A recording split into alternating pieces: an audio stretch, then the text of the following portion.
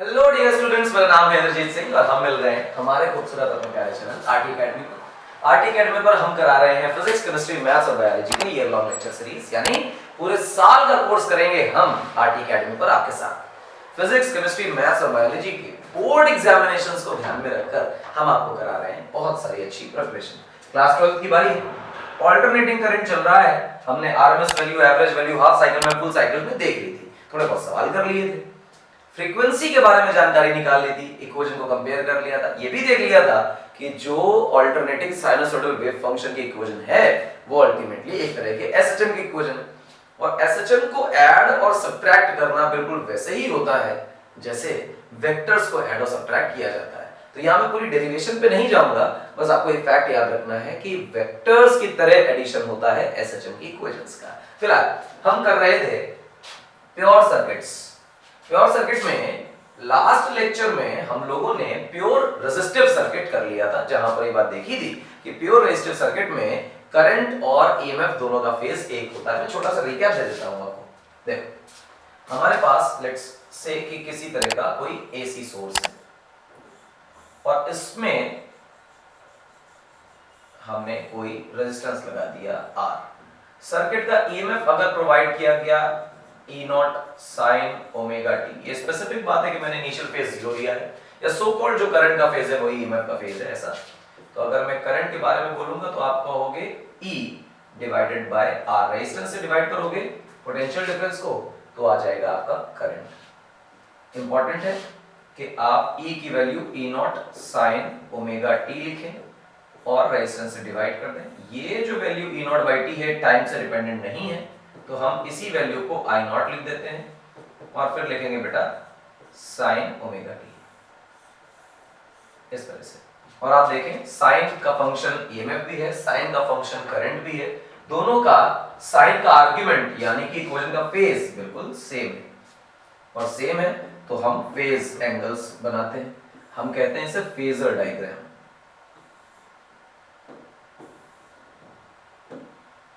Specifically मैंने आपको ये बात बोल रखी है कि जब भी कभी फेजर डायग्राम बनाया जाए तो करंट की डायरेक्शन को बेस फेज मान लेना है या सो कॉल्ड बेस लाइन मान लेना है। ऐसे ये था अपना करंट और उसी फेज के डायरेक्शन में आ गया ईएमएफ, तो दोनों का जो फेज डिफरेंस है वो 0 है। फेज डिफरेंस 0 जिसकी वजह से tan फाई 0, यानी कि ईएमएफ और करंट लैग नहीं कर रहे हैं, दूसरे के साथ साथ चल रहे हैं। और एक चीज बताई थी जिसे हमने पावर फैक्टर बोला था cos पाई, उसकी वैल्यू +1 है और ये पावर फैक्टर की मेरे बच्चों मैक्सिमम वैल्यू। फिर हमने इसमें कुछ ग्राफ्स और बनाए थे, जिन ग्राफ में हमने इनकी शक्लें देखी थी कि ये ईएमएफ और करंट का टाइम के साथ ग्राफ है। ये रहा अपना समय, ये रहा अपना ईएमएफ और ये रहा इसका करंट। और इन्हीं का ग्राफ अगर हम लोग प्लॉट करें, जो ग्राफ होगा वो अल्टीमेटली आएगा कुछ ऐसे। देखिए बेटा, ये ग्राफ, आप इस ग्राफ को अगर बहुत नजर से देखेंगे तो आपको दिखेगा कि ये जो चीज है ये E नॉट दिख रही है और पीक्स हमेशा बराबर मिलेंगे। अगर आप बॉटम लाइन देखेंगे तो वो अल्टीमेटली आपको -E नॉट मिलने वाला है। मैं कलर आपके लिए पूरी तरह चेंज कर दूं ताकि कंट्रास्ट दिखाई दे। फेज सेम रखना है, यानी मैक्सिमा और मिनिमा सेम टाइम पर आने चाहिए, फ्रीक्वेंसी सेम रहनी चाहिए। और आप देखेंगे कि ये करंट के पीक वैल्यू है, दोनों जगहों पर करंट की पीक वैल्यू मिलेगी। यहां पर मिलेगी बेटा I नॉट और यहां पर मिलेगी बेटा -I नॉट। ठीक है मेरी बात? ये। और अगर आप एम्पलीट्यूड को मार्क करना चाहें तो आप बेझिझक मार्क कर सकते हैं। एक एम्पलीट्यूड बेटा ईएमएफ का मिल रहा है, एक एम्पलीट्यूड बेटा आपको करंट का मिल रहा है। इसी तरह से एक एम्पलीट्यूड आपको ईएमएफ का मिल रहा है, एक एम्पलीट्यूड आपको करंट का मिल रहा है। ठीक है? आप फेजर डायग्राम के अंदर अगर इसमें प्लॉट करना चाहें क्या वैल्यूज है टाइम की, तो ये फेज 0 है और यहां पर टाइम कंप्लीट हो रहा है t, तो ये है t/2, ये है t/4 टाइम, यहां पे है 3t/4 टाइम। ठीक है? इस तरह से ये ग्राफ चलता रहता है। ये चीजें हमने प्योर सर्किट में पढ़ी थी। याद करने वाली बात क्या है कि फेज डिफरेंस 0 है दोनों के बीच का। आज का एजेंडा प्योर इंडक्टिव सर्किट से जुड़ा हुआ है। प्योर इंडक्टिव सर्किट को बहुत गौर से देखें। सीन क्या है, हमारे पास एक एसी सोर्स है, हम एसी सोर्स बना लेते हैं और इस एसी सोर्स में एक प्योर इंडक्टर लगा देते हैं। प्योर इंडक्टर का मतलब यह है कि इसमें इंडक्टेंस तो है लेकिन इसमें किसी प्रकार की रेजिस्टेंस नहीं है। ठीक है, तो आप देखिए क्या हो रहा है, जो ईएमएफ हम अप्लाई कर रहे हैं उससे हम कहेंगे I equal to E naught sine omega t. अब ये equal to E naught sine omega t circuit में कोई ना कोई करंट सेटअप करेगा। जो करंट सेटअप करेगा उसकी वजह से हमारे पास इंडक्टर में जो ईएमएफ इंड्यूस्ड होगा वो इंड्यूस्ड ईएमएफ होगा minus L D I by D T, ये होगा। और अब अगर मैं ये कहने लग जाऊं कि सर्किट में नेट ईएमएफ क्या होगा, तो आप कहोगे जो अप्लाइड ईएमएफ है प्लस जो इंड्यूस्ड ईएमएफ है, ये दोनों मिलाकर ही तो नेट ईएमएफ होगा। तो हम कहेंगे हाँ। अब अगर आपसे कोई कहे कि E plus E induced is the net EMF, तो हम कहेंगे हाँ। बताओ सर्किट में टोटल ईएमएफ कितना है, आप कहोगे 0, तो हम कहेंगे ऐसा क्यों, तो तुम कहोगे देखो ये है तुम्हारे लिए अप्लाइड ईएमएफ और यहां पर आ रहा है E इंड्यूस्ड। जरा किरचॉफ लॉ लगाओ, यहां से यहां जाओ फिर यहां से यहां और वापस आ जाओ, तो दो ईएमएफ E और E इंड्यूस्ड जोड़ोगे और क्लोज्ड लूप में सारे पोटेंशियल डिफरेंसेस का सम 0 मिलेगा। तो आप चुपचाप से लिखें applied EMF minus L D I by D T equal to 0, जिससे अल्टीमेटली आपके पास रिजल्ट आएगा E equal to L D I by D T, इस तरह से। तो आप डी आई को अलग कर लीजिए और लिखिए 1/L E times D T. अब ईएमएफ की वैल्यू को वहां से रख लीजिए, तो आपने लिखा हुआ है 1/L E not sine omega T dt और सामने लिखा हुआ मेरे बच्चों di। क्लियर है मेरी बात? जवाब है हाँ, एकदम सही बात है। देखना बच्चों क्या कर रहे हैं, E नॉट अपॉन L और फिर यहां क्या लिखा गया साइन ओमेगा टी dt। इसको कर दें इंटीग्रेट, तो यहां बन जाएगा टोटल करंट। अब इसको इंटीग्रेट करोगे तो क्या बनेगा, करंट की वैल्यू आएगी E not upon L। Sine का इंटीग्रेशन बनेगा मेरे बच्चों माइनस कॉस ओमेगा टी, और जो साइन के आर्गुमेंट में टाइम के साथ वेरिएबल है, जो वैल्यू ये वेरिएबल टी के साथ जो कांस्टेंट है, ये मल्टीप्लिकेशन में बाहर आ जाएगा क्योंकि फ्रीक्वेंसी कांस्टेंट है, ये बाहर आ गया। ठीक है ना, तो आपने इधर लिखा हुआ है ई नॉट अपॉन ओमेगा एल और यहां लिखा हुआ है माइनस कॉस ओमेगा टी। अच्छा लग रहा है देखने में। अब इस ओमेगा टी के साथ कुछ खेल करना है, current minus cos omega T है, तो प्रॉब्लमेटिक सिचुएशन है। आप इसे कुछ इस तरह लिख सकते हैं, समझिएगा बात को, E naught by omega L minus बेटा बाहर लिख लें तो हम लिखेंगे कॉस ओमेगा टी और फिर हम इधर लिखें minus E not upon omega L और कॉस ओमेगा टी को हम लिख सकते हैं sine pi by 2 minus omega T. Sine 90 minus theta is nothing but cos theta. अब इस माइनस को अगर हम अंदर ले जाएं, ये बात समझ आती है सबको? बिल्कुल आती है, सबको पता है कि sine 90 minus theta is nothing but cos theta. और हमें ये पता है कि इसको इस तरह लिखा जा सकता है कि E not upon omega L is nothing but minus sine pi by 2 minus omega t. आपको पता है कि साइन थीटा में अंदर माइनस हो या बाहर माइनस हो एक ही बात है। मतलब ये है कि अगर लिखा हो साइन माइनस थीटा तो अल्टीमेटली इसे लिखा जाता है माइनस साइन थीटा। तो मतलब अंदर वाला माइनस जंप मार के बाहर आ जाएगा, तो बाहर वाला माइनस जंप मार के अंदर भी तो आ जाएगा। तो हम अपने करंट के फंक्शन में देखें जरा, ई नॉट बाई ओमेगा एल और फिर अंदर लिखेंगे बेटा sign omega T minus pi by 2। ये आया हमारा करंट का फंक्शन। दोनों के फेस को कंपेयर करने के लिए जरूरी है कि दोनों के दोनों या तो साइन के फंक्शन हो या तो कॉस के फंक्शन हो। अगर दोनों एक ही फंक्शन नहीं है ट्रिग्नोमेट्रिक, तो फिर आप कंपेयर कैसे करेंगे? इसलिए हमने ईएमएफ देखो गौर से, तो हमने साइन का फंक्शन ले रखा है जो अप्लाइड ईएमएफ है, और जो करंट निकल आया उसे भी हमें साइन में कन्वर्ट करना ही था। तो जब कन्वर्ट किया तो हमने पाया कि अगर ईएमएफ का फेज एंगल ओमेगा टी है तो करंट का phase angle omega T minus pi by 2 है, यानी कि करंट का फेज कम है।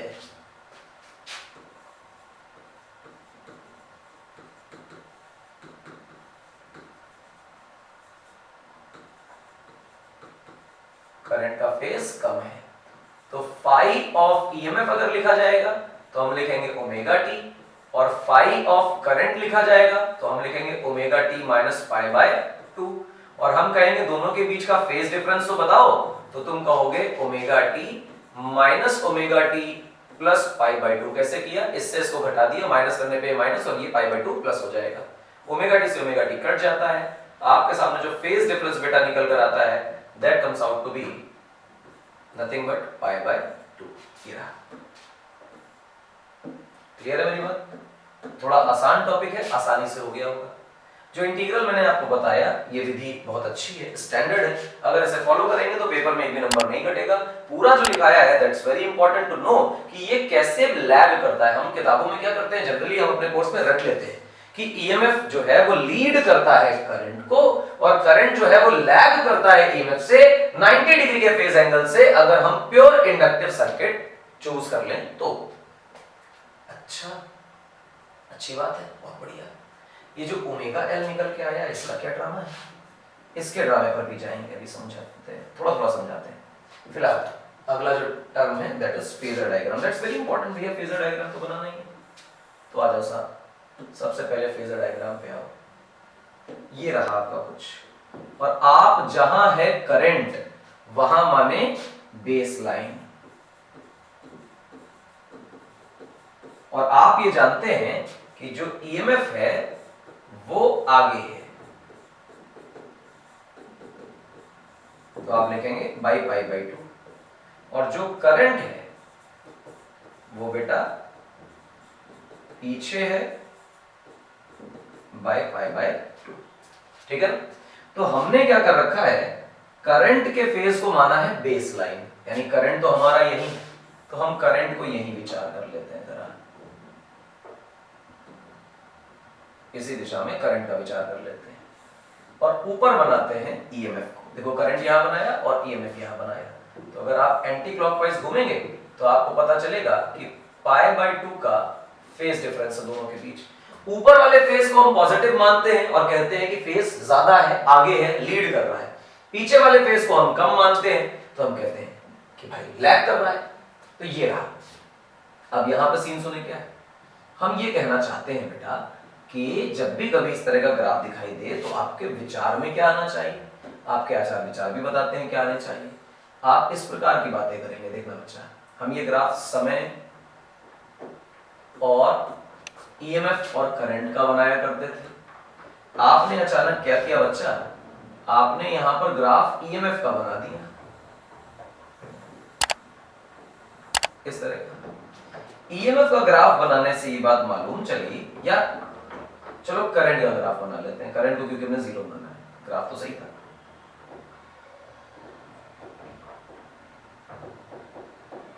अच्छा खत्म हो गया वो, कोई बात नहीं। ये बच्चा हमने बना लिया आपने करंट का ग्राफ।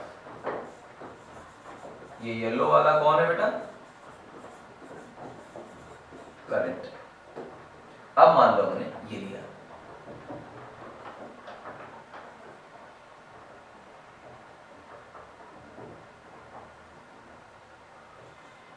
देखना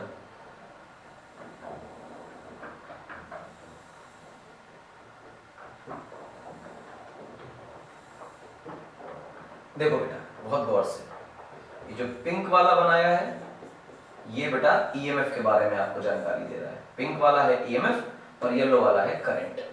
अब देखना गौर से क्या बताया इसमें फेजर डायग्राम में। आपको ये बताने की कोशिश की गई कि जब करंट जीरो था उस वक्त ईएमएफ अपने मैक्सिमा पर था।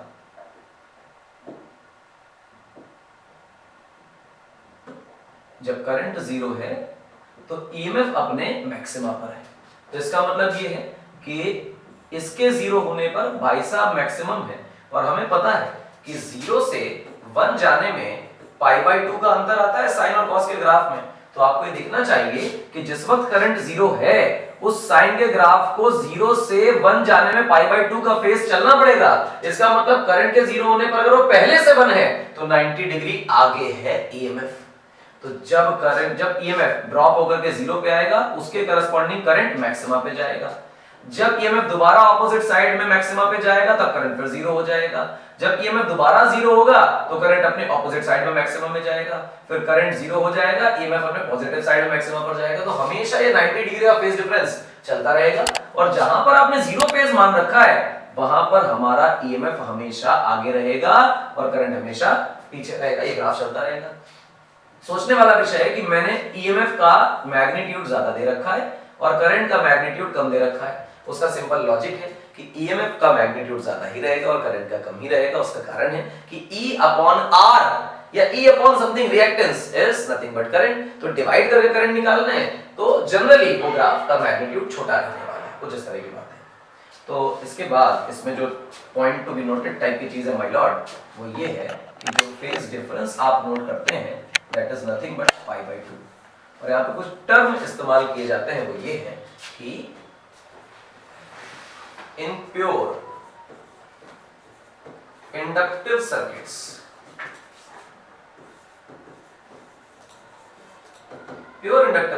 में EMF leads current by π/2 या इसी का उल्टा बोल देते हैं कि current lags EMF by π/2। तो कहीं कोई एक आदमी लीड कर रहा है π/2 से, दूसरा आदमी लैग कर रहा है π/2 से। थोड़ा सा मैथमेटिकल है, थोड़ा सा ग्राफ का वर्जन है, थोड़ा सा ये इंटीग्रेशन का सीन है। अगर ये सर आपको याद है तो मान लीजिए कि 4 नंबर पक्के पेपर में 4 नंबर का आता है ऐसे। चलो इतनी सारी बातें हो गई। अगली चीज क्या है? रिएक्टेंस एक नई चीज है। ये सभी बच्चों के लिए जैसे ही एसी सर्किट आता है एक नया टॉपिक डेवलप होता है, कुछ नई चीज है। आपको छोटी सी बात बताता हूँ, पीछे देखिए। यहाँ पे आपने करंट का कुछ फंक्शन निकाल रखा है। मैं इसी करंट के फंक्शन को देख लीजिए, कॉपी करने जा रहा हूँ आगे।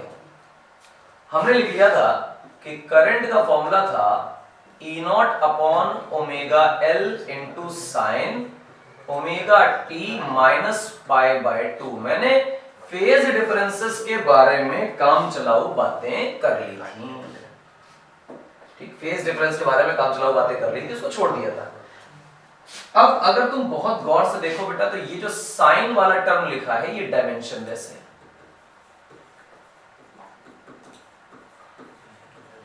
तो इसका मतलब ये हुआ कि सामने तो करंट है तो इसकी यूनिट क्या बनने वाली है? एम्पियर।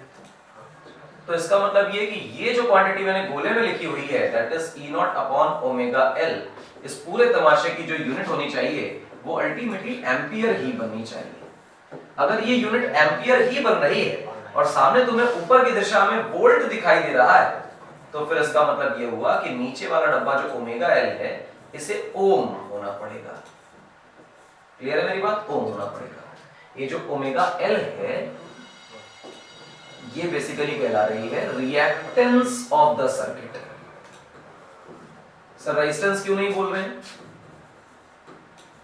ध्यान देना बच्चों, रेजिस्टेंस ऐसे नहीं बोला जाएगा। फिजिक्स में रेजिस्टेंस बहुत स्पेसिफिक टर्म है। रेजिस्टेंस का काम है करंट को अपोज करना।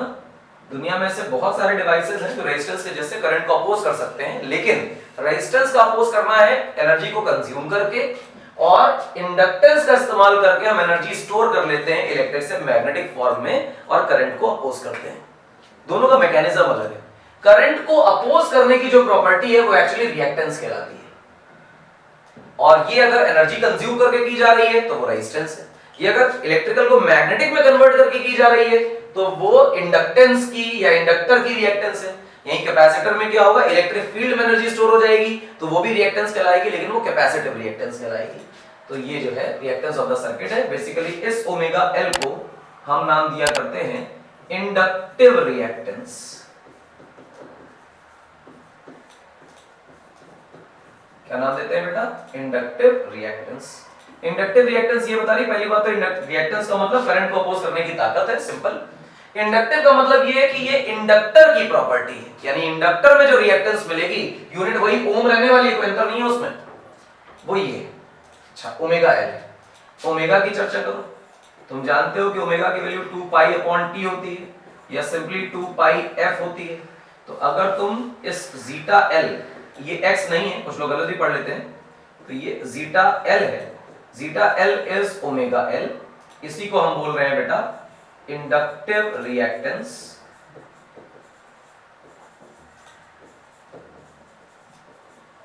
ये इंडक्टिव रिएक्टेंस है जी, इसको ओमेगा एल बोला जा रहा है। इसी को बेटा हम बोल सकते हैं 2 pi upon T into L, इसी को हम बोल सकते हैं बेटा 2 पाई एफ इंटू एल। ध्यान रखें कि इसमें जो ओमेगा एल वाला टर्म है, जहां से हमने इस डेफिनेशन को बनाया है, वही इंपॉर्टेंट है। बाकी दो टर्म कभी पूछे नहीं जाते, कभी काम नहीं आते, परंतु अगर पूछे जाए तो ओमेगा की डेफिनेशन से ये आपके बन जाने चाहिए।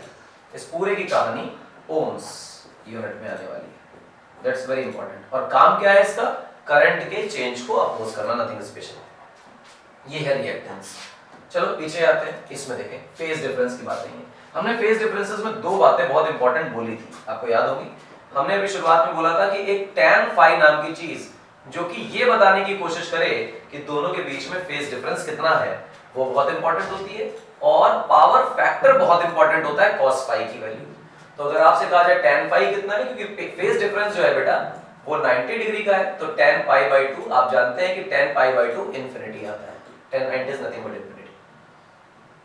और cos phi की वैल्यू कितनी हो जाएगी? cos 90 की वैल्यू हो जाएगी 0। तो यानी कि यहां पर पावर फैक्टर 0 है। tan phi की वैल्यू इंफिनिटी आने का मतलब तो सिर्फ फेज डिफरेंस की जानकारी है, इससे ज्यादा कुछ और नहीं है। लेकिन पावर फैक्टर 0 आने की जिम्मेदारी ये है कि भाई अब ये फैक्टर ये बता रहा है कि इस तरह के अप्लायंस में, जिसे हम प्योर इंडक्टर बोल रहे हैं, इसमें किसी तरह का एनर्जी कंजम्पशन नहीं है, क्योंकि पावर का फैक्टर 0 हो जा रहा है। ये समय के साथ पावर फैक्टर की कहानी आपको पता चलेगी, लेकिन फिलहाल आप पावर फैक्टर को समझे, कितना हिस्सा डिलीवर्ड पावर का इस्तेमाल हो रहा है cos phi को बताता है पावर फैक्टर। अगर पावर फैक्टर है 0 तो मैं ये कह सकता हूं कि जब भी कभी मिलेगा मुझे इंडक्टर, तो इंडक्टर में नो एनर्जी कंजम्पशन रहेगा।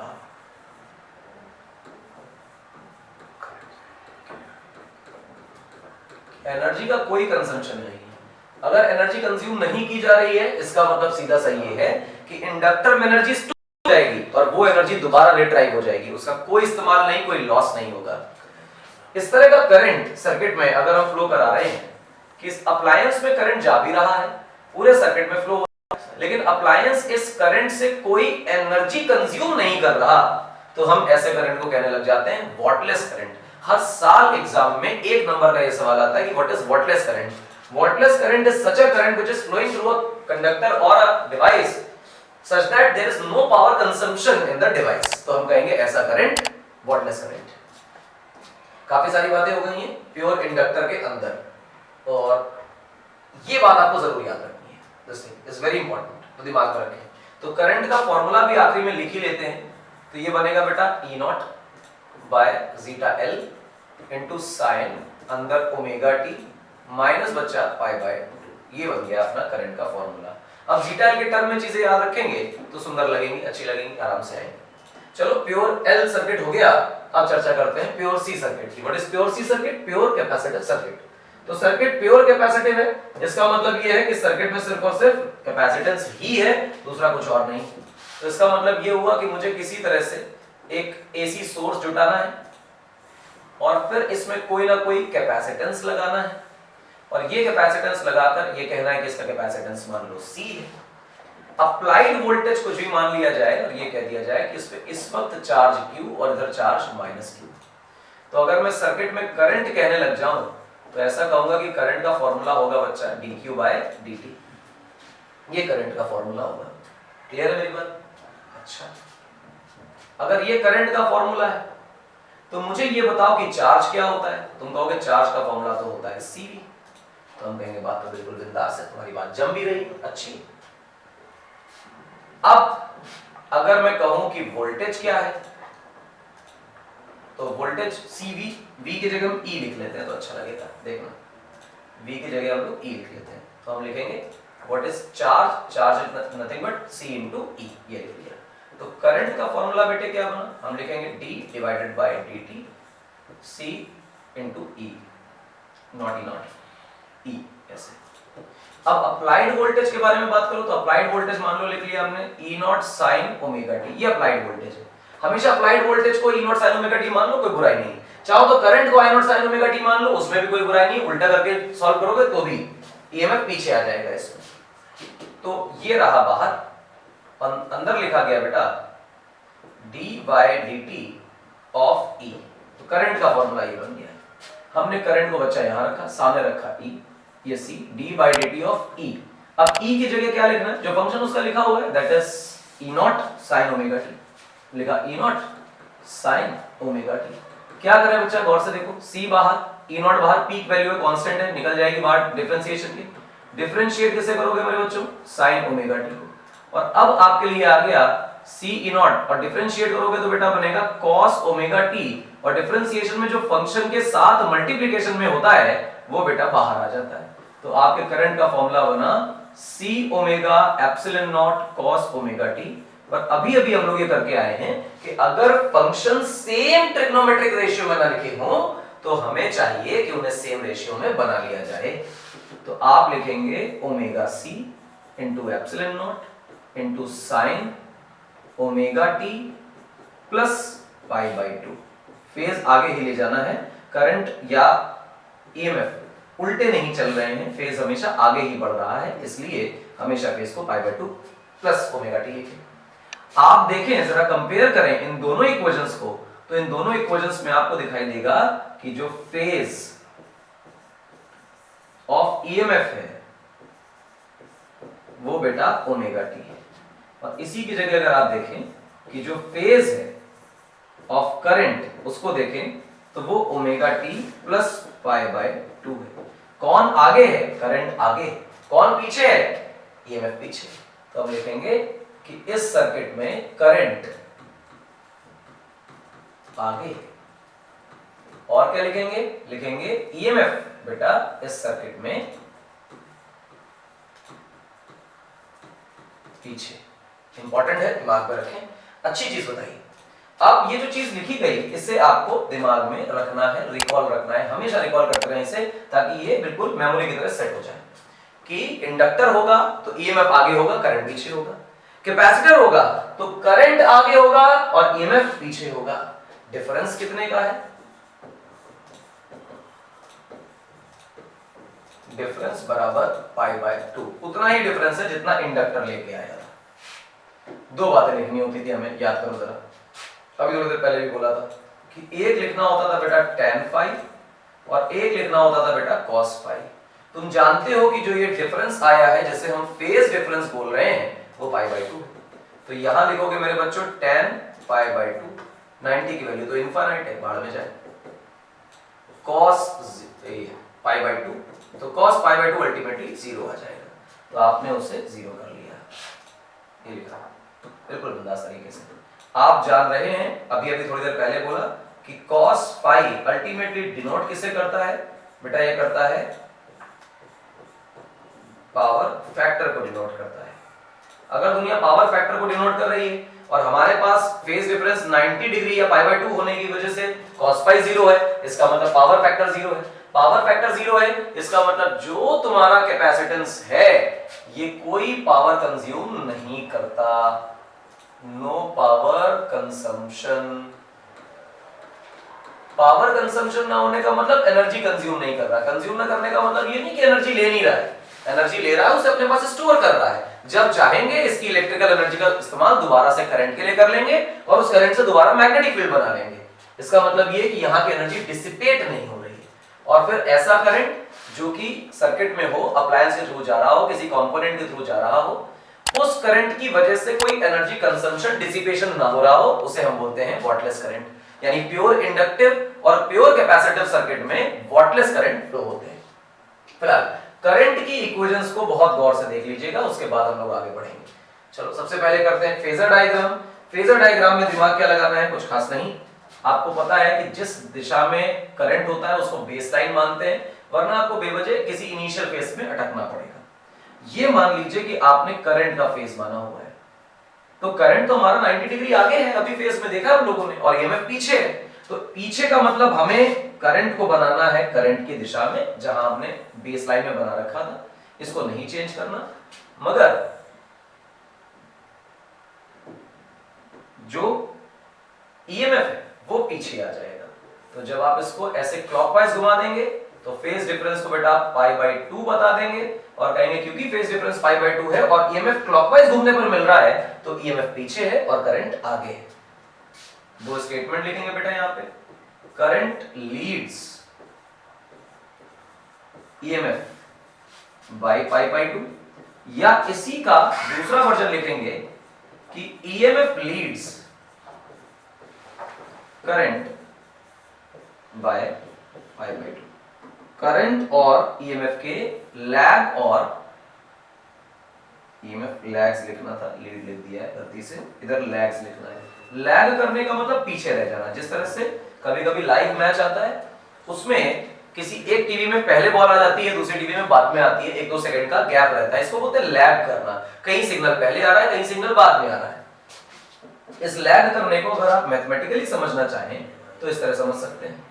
जैसे आपने टाइम के साथ ईएमएफ और करंट का फंक्शन बनाया, ठीक, तो मान लीजिए आपने यहाँ पे समय रखा, ऊपर रखा ईएमएफ और करंट दोनों साइमल्टेनियस सुपरपोज्ड ग्राफ्स हैं। तो इसे देखें तो आपने मान लीजिए कि ईएमएफ को बच्चा ये बना लिया। आप किसी को भी कहीं भी बनाएं, फर्क नहीं पड़ता है, बस ध्यान रखें कि जो फेज डिफरेंसेस हैं उन पर कोई गड़बड़ नहीं होनी चाहिए। हरे से बना के करंट को देखें,